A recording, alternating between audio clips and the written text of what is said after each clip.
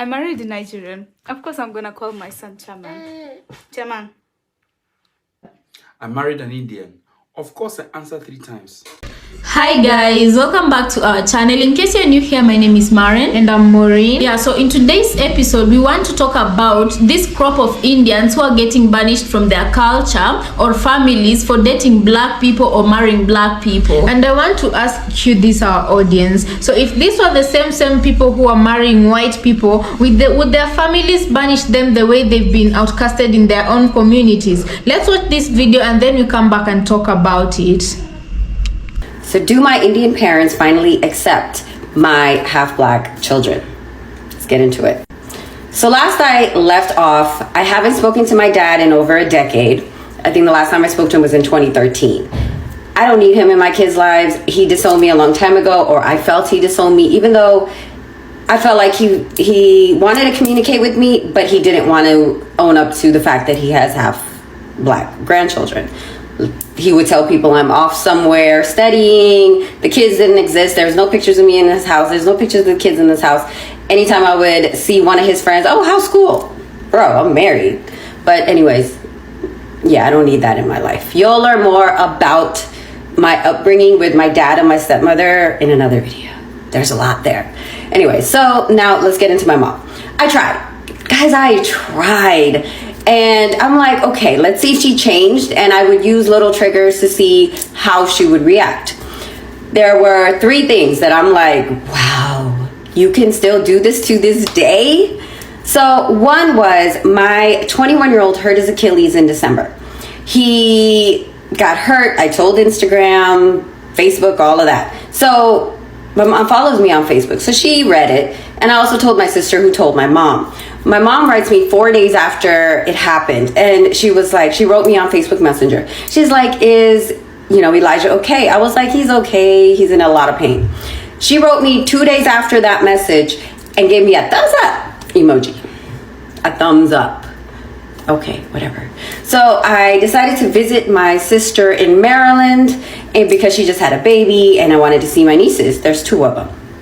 So I went there with my oldest daughter, who was her favorite when I was younger. She was literally like, give me her and I want to raise her again like she was her daughter, because, apparently she didn't raise me and my sister right. Yeah. Anyways, so I brought her to Maryland to see her grandmother because she also wanted to see her uncle and her aunt and all of that good stuff. And my mom, the only thing she really said to my daughter was hi. There was no conversation. There was no, oh, how's school? Or what are you doing? Are you working? There was no trying to get to know her granddaughter at all. And I'm like, that's crazy. You would think she wants to get to know her grandchild. Like, who wouldn't want to get to know your grandchild? If I had a grandchild, I want to know everything about that child. But yeah, she really wasn't trying to talk to that child. And it was very disheartening to see. So guys, you've had to watch the experience of that Indian lady, and she's not spoken to her father for over a decade. That's over 10 years. Just because she got into a relationship with a black man and father went to have children with the black man. So today I want us to talk about, this is not just an issue affecting Indians when it comes to relationship with black people, but also in India there's just that discrimination that people go through. If you're not light enough, if your skin does not look presentable according to their standards, I do understand that they also discriminate. They have a caste system, I think, that is very discriminative. Those Indians who look like me, they are the very bottom of the feed. So let's watch another woman's experience and then we come back and talk about all of this. I've heard my relatives or my father's colleagues complaining to my parents, why do you allow her to do sports or something like that? She's already dark and she's going to become more dark, and this is something very common. So it's I would say that colorism and racism is very much strongly bonded because everyone searches for a very fair girl. I remember that, for example, for my sister, she went for an arranged marriage and she is like much more on a shade, I would say like 50 times more fair than me. Yeah. And there was this guy who came home, and like they had a conversation because it was arranged by the parents, whether, you know, my parents were a bit at least forward to let the kids talk to decide if it, you know, they fit each other. And he had a very nice conversation. My sister was very happy about it, and he goes back and says, no, I don't like the girl because she's not fair enough. And like that, you could have at least be polite. You could be polite enough to say, come up with anything. No, I don't think it's going to work between us. Like, how could you dare to feel so comfortable to say something like that? Even light-skinned brown women are encouraged to use lightening creams. Dark skin, like really dark skin, is seen as something so dirty and ugly. And yes, I'm using these words. It's absolutely pathetic. And yes, I know the British played a very big role in this, but you know what? They've been gone for 200 years now, and we have gotten much worse. And yes, I know generational trauma and unlearning things is very difficult. However, at this point, there's no excuse. This is just us now. We hate ourselves so much and our own people who are tan or dark skinned that this is what we're willing to do and put ourselves through. Do you know how many actresses, because it's much worse for women, of course, you know, sexism plays a role in that as well. Do you know how many actresses there are in all of South Asia that I can remember who have talked about this issue? And you can correct me if I'm wrong. If you know any actresses, let me know in the comments. If you take all of India, all of Pakistan, and all of Bangladesh, I know exactly one. I know one actress who has talked about this issue, and that is Sai Pallavi. Sai Pallavi talked about this in an interview, talked about Fair and Lovely, the things her sister went through when it came to skin color. And I was so happy. I was so proud of her, even though it should be absolutely normal to talk about these things. But imagine there being one actress in all of South Asia who has talked about this topic. I feel that should tell you a lot. And now you could say, yeah, but we shouldn't put pressure on celebrities. We should do it ourselves. Yes, but they're set as an example all the time. And if they do this, it's more than normal and acceptable for all of us to do it as well. I've been bullied for my skin tone, and that too by my teachers. Yeah, one of my teacher bullied me when I was in like class 3rd or 4th. I was just a child. I don't know that I have a dark tone and all. My friends who are like a little darker than me, they sometimes feel that, you know, still that I should put tomato on my skin and this on my skin to become fair. So their self-confidence has been really affected. Let's take a look at South Asia. Colorism is huge. So when our actresses, whether that's India or Pakistan, are asked things like, you know, certain political opinions and things on social norm, and they say, you know, I'm my own person, so what if I do certain things? Ma'am, you are setting an example. Our people are obsessed with celebrities. Anything and everything they do is normalized. And it's so interesting how they deny everything. It's not like we know what you look like when you entered the industry, and now you're 10 shades lighter. In some cases, 3 to 4 shades lighter, and you are not going to admit anything. Even if you don't admit anything, we have eyes. I just realized brown parents growing up told us to wear sunscreen not to protect us from skin cancer, not to protect us from premature wrinkling, not to protect us from UV rays, but to protect us from not getting darker. And then these are the same parents that tell you, oh, drink a lot of water, eat a lot of fruits, eat healthy. And then they give you literally Fair and Lovely to bleach your skin. So I got my first racist hate comment today. A Pakistani woman commented, Kutti, Gali, Bengali, and other horrible things. While this was completely out of pocket, and she's blocked now, I was used to women from my community, the South Asian community, telling me that I'm ugly because of my skin color. My extended family used to always make my mom feel bad that her daughter was dark, or, you know, the dark one in the family. And they used to send her packets on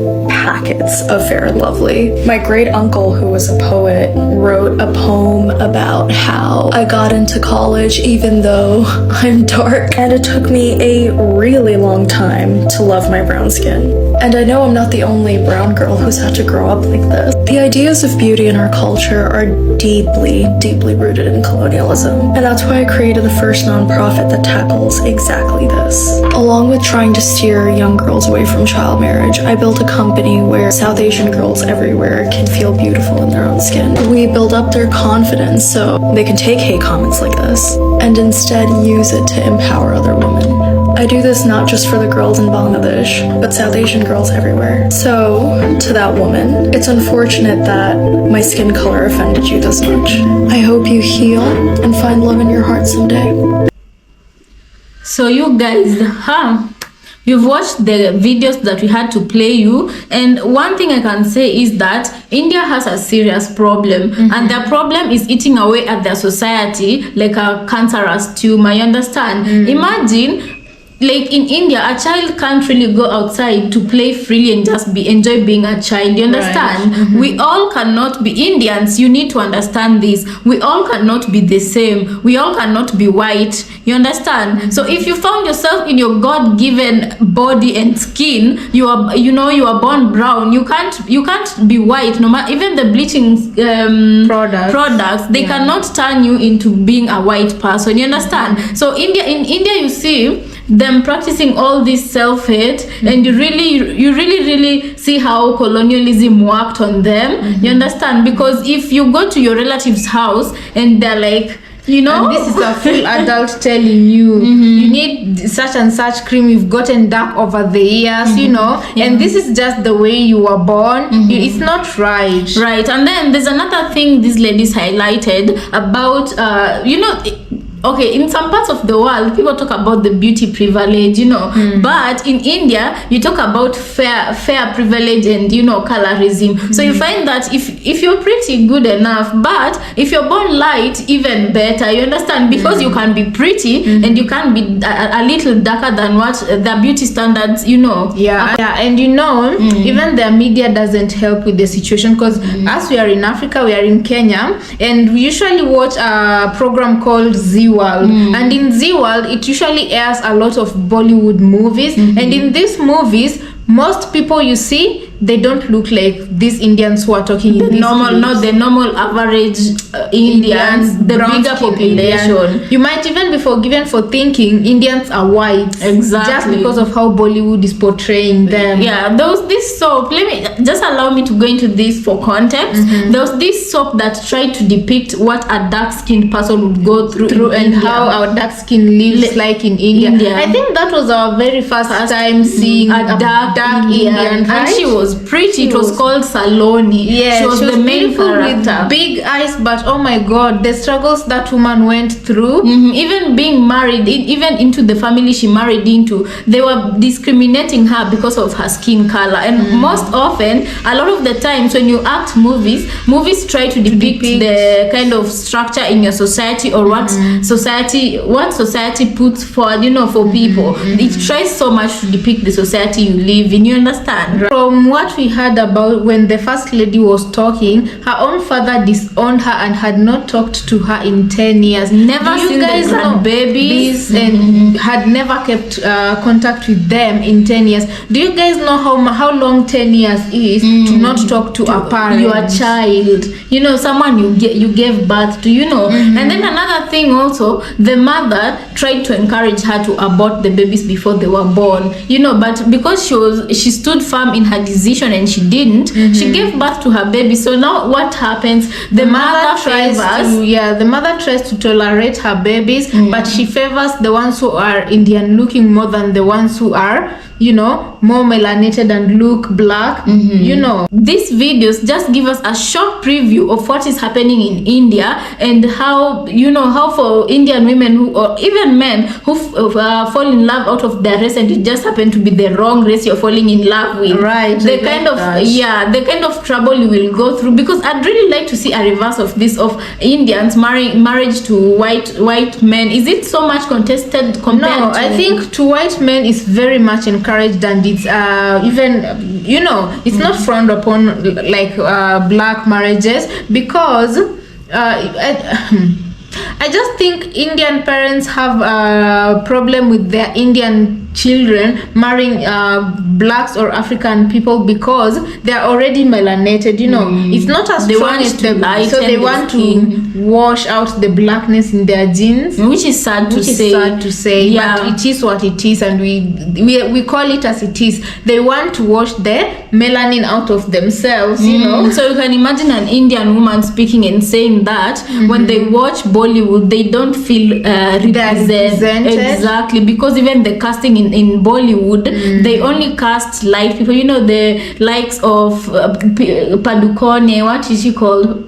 Somebody Padukone, the one who was advertised for Qatar Airways. Yeah, that lady, she's very light. She can even go. The only thing that would really sell her when she goes to a Caucasian population, she'll be the big eyes, browner than the Caucasians, and then the big eyes and the obvious Indian accent. Yeah. So, but I think the first step, as we always say, the first step towards solving these social issues is it begins with people talking. You know, and much like these Indians, they've started talking, and I'm sure Bollywood will, with enough noise, Bollywood will look into changing, you know.